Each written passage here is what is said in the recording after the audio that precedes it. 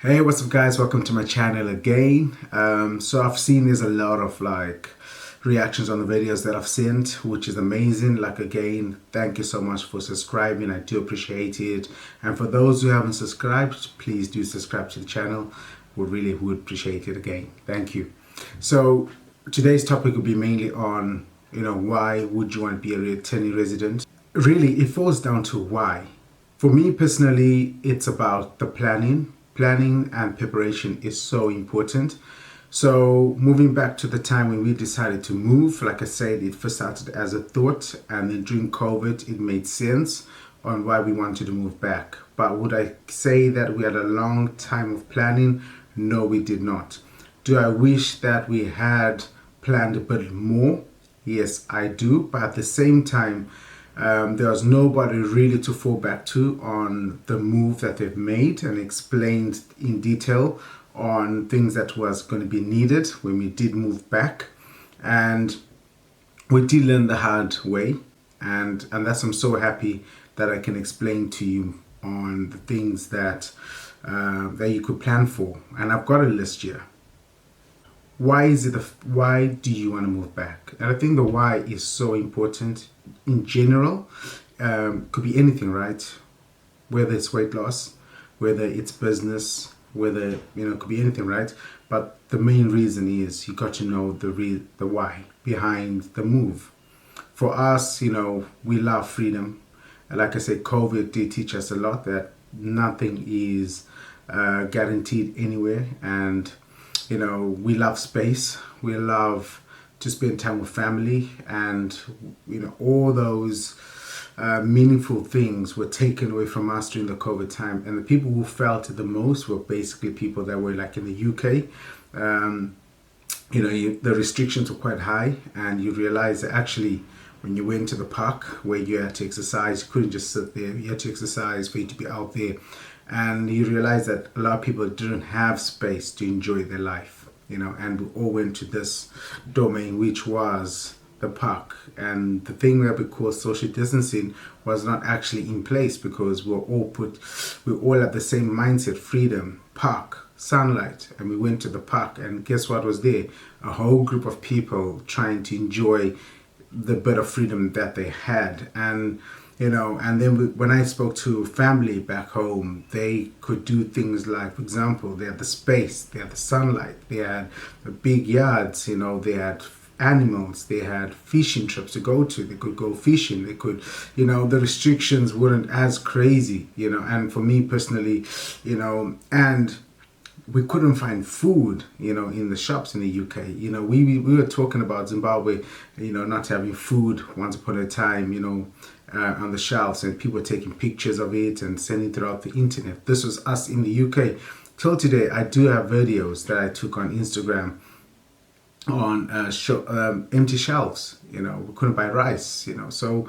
And then you realize back home you can grow your own food. You can have your own pigs. You can have your own garden. Most people have their own gardens, and they can have some sort of control when it comes to those sort of things. Like I mentioned, we could have planned more.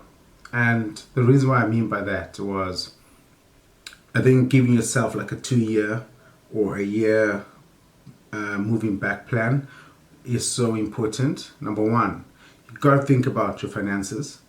You got to think about what you're going to do when you go back home. You got to think about being self-sufficient. Of course, there will be preparations that I would recommend that you do. Number one, where do you want to live? For example, we live in Masvingo, and the reason why I love Masvingo is because it is in the middle between South Africa, Bulawayo, Harare. It's kind of like those are the most important places for us. Bulawayo is obviously where I was born. We do have family there, so it's nice to drive there. Harare, that's where obviously the capital city. If we're going to pick up somebody at the airport, we can go there. That's where I do fly from. So if I coming back home and vice versa, that's where I'm based, right? South Africa, if you do want to go for your shopping. So I was very fortunate that my parents have bought a place in Masvingo. So obviously we did stay at my uncle's house for a period of time. Then I moved to my auntie's house for a period of time while we were renovating the house where my mom had purchased. And when we went, then we actually then moved there, so we lived there for quite some time, and then we then managed to find a place in town, which we're currently at right at the moment. So I would say that it's important that you do have an idea where you're going to move to. We had an idea, and we had an idea where we were going to move to, so it made our things a lot easier. Now, if you have purchased your own house, that's great and that's amazing, but there is things that I would recommend that you do before you go, because it will probably cost you a lot of money. And the worst thing to do is to decide to move back home and then spend that money, because you never know what the cost would be. Things do change a lot, and also there's a lot of try and error when it comes to construction workers. So the things I will recommend that you do prepare before you go back: number one, have a borehole. Get that borehole drilled in. A lot of times, most people go around 50 meters. It could require much more deeper, which is a lot more expensive. So those things, get it all sorted out. Get that borehole done, and get a Jojo tank. Get all the stands all sorted out. But number two, electricity. I would say, whatever you do, try and get a backup plan, which would be solar. Make sure you do get a very good solar battery. We got lithium, something that can handle like a fridge and all those things, because you never know when you're going to get power cuts, and you don't want to be in that thing where you're chasing after time, because you never know, if you don't charge this and the electricity goes, then you kind of stuck. So I would get your solar panels. There are really cool places to buy those in Zimbabwe. You can go to Electrocells, you can go to Halstead. For some people, they do order from South Africa. But I would say, think about your electricity, get a whole solar plan done for yourself, and at least those costs are out of the way. By the time you go back, you don't think about spending that money on those things, because trust me, the worst thing to do is not to have a solid income coming in and still having to have those big costs to be done. Ultimately, for us, the reason I mention those things is to be self-sufficient. The one thing that you realize when you go back home is, you need self-sufficient is important. And because you've been in the UK, you're always going to be seen as this cash machine, and prices will change accordingly. And so those are the things that you got to be aware of. So first thing, do find someone that you can trust, that you can go to the markets with, so you can get an idea of prices, in the beginning, see how things do work out. Like the first time when we moved in 2021, it was they call swipe. It's basically a debit card that you use from a local money dealer. They give it to you. You basically you use the local currency on that card, then you just give them as US, but by that you are saving money, So we actually used US a lot of times, like the first month or so, we used US dollars, and we actually wasted a lot of money by doing that. If we had known to convert, to see what works better between the swipe and the US dollars, we could have saved a lot more money. When I mean a lot more money, I'm talking about even half of the price of the item. So just find out what works at that moment when you do move back, because you don't want to lose out and spend too much money and waste, basically. I know this sounds a bit cliche, but also, do double check your health status when you are in the UK. That's what I would say. And then at least you know exactly what medications you need, because when you go to Zim, some doctors will probably overdose things towards you. At least you have a basic understanding what you need. I mean, those things happen everywhere, but at least there is protocol, so you can definitely have that. So by the time you go back, you have an idea, and you also can watch your diet, and and also find the right hospital that that you can trust. Obviously, word through mouth is important according to where you are in Zimbabwe. So for me personally, I would say that find those things, those places. You know, there's a saying, dig the well before you need the water, and those are one of the things I would say don't take lightly, because there's a time, I think when I was in Zim, there's a time when we got really sick, like I think it was COVID or something like that. It was a really bad flu as a family. So, you know, at least, you know, we went to we knew where we had to go. We knew where we had to go, and we went there. And obviously, like, it wasn't about finding the right place at that moment. Automatically went to that hospital, and things were okay. You know, the children did get sick as well there and there, so like we did take them back to that place. And like I said, you know, we knew where to take them, and we took them to a doctor that we do trust. This is a big one as well. Knowing where you live, but also the car you're going to drive. Guys, without a car in Zimbabwe is as good as being disabled. You know, for me, it's one of the must-haves when you're there. You don't rely on people picking you up, and also public transport is not it's not the easiest thing to be using, because it is busy, can be crowded, can be uncomfortable. These guys want to take as much money as they can in one go. So I would say think about the car and where you're going to buy the car.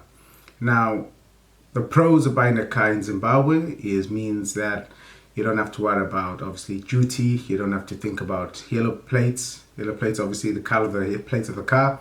And also, you don't have to worry about, you know, as much paperwork. Whereby if you're sending a car from the UK or from where you're coming from, you have to think about all those things, waiting by the border, and, you know, it can take time. It can be frustrating. And it's not as straightforward, because you probably need an agent, because they can help you to go to the right people straight away. And, you know, anything else that you do want to ask, I think it'd be best for you to talk to me in private, and I can explain to you more in detail about that side. But as we're talking about the vehicles, the laws have changed again. So before, if it was your car that you had for 6 months as a returning resident, you could have a car that was at any age, as long as it was obviously a returning resident vehicle. But now the car has to be 10 years or younger. Cannot be a 2003 car, cannot be a 2010 car. It's got to be at least, I think, 2014 now. 2014 or 2013, between that. Just double check. But regardless, the car has got to be 10. The car has to be 10 years young or younger. Okay, so now shipping your car from this side, for me personally, we had a bad experience with shipping our truck from the UK to Namibia, which was Walvis Bay, which I think we could have done things a lot better if we had known what was going to happen. Just bear in mind, theft will happen, or it can happen. Well, it happened to us. And a lot of things were stolen. I think we lost thousands and thousands of pounds from shipping that truck. People did break in. They did take stuff from our truck. They took my bike that cost about £2,000. They took a lot of things. They took the 2 TVs that were in there. They took a lot of electricals. And also the mess in the truck was so bad. As soon as we opened the truck, we already realized that the bars that my parents have put on, you know, to protect, were broken into. They managed to go in. So, like I would say, just think about those things properly. Don't put expensive stuff on top where it just intrigues them to look deeper, because they've seen a few things on top. So they have an idea that you are shipping expensive stuff. There is other options besides sending things back home. And I think we would have done a lot more that way. And I will explain this on another video. We are a young family, so we know that, you know, going to Zimbabwe, it's not me that we're going there to retire. So I would think about, what are you planning to do when you go back home? Are you planning to farm? Are you planning to start a business, start a cafe? Are you planning to start an Airbnb business? You know, those are things that you probably want to look into more before you do go there, so that you know exactly what budget you're working around with. Okay, for me personally, I would say try and figure out how to earn income from the UK still while you are abroad. Like, for example, I do Amazon. I will start doing courses on that. And also, if you do have any questions, please feel free to ask. I am going to be working on a course to teach people how to make money online, because it is very lucrative, and it also will require less time. And it's so nice to wake up in the morning and to realize actually while you're sleeping you're happy making money. So that's so cool, but that's another video to be done. I would say for you to move, make that step. You made a big step to leave back home to come this side. Why are you afraid to move back that side? There is people that have never been to Africa and they're making that jump, and enjoying their lives. I would say leap in faith. I'm glad I made that decision. And if I had to do it again, yes, there's a few things that I would correct, and that's why I'm back in the UK trying to correct those things. And but I've never ever regretted that move. The only thing that I do miss is my family. I want to be with them. I do miss them, but I do communicate to them all the time. And I am also blessed and grateful for the job that I have and the experiences that I have, and also the business that I have. I am making money. I am shipping stuff, and all that stuff. I've got many more of these that need to go to Royal in a few minutes. I gotta go cycle to Royal now, and then but guys, all I can say is make that big jump. Don't be held back by scary thoughts. If it doesn't scare you, it's not worth going for. I would say for me personally, in the next 2 years, I'll be 100% bulletproof for the move. But before then, I will be going back home often, and I will be vlogging when I'm there as well. So guys, thank you so much for watching. I think today the video is going to be longer than usual, but thank you so much. Please subscribe.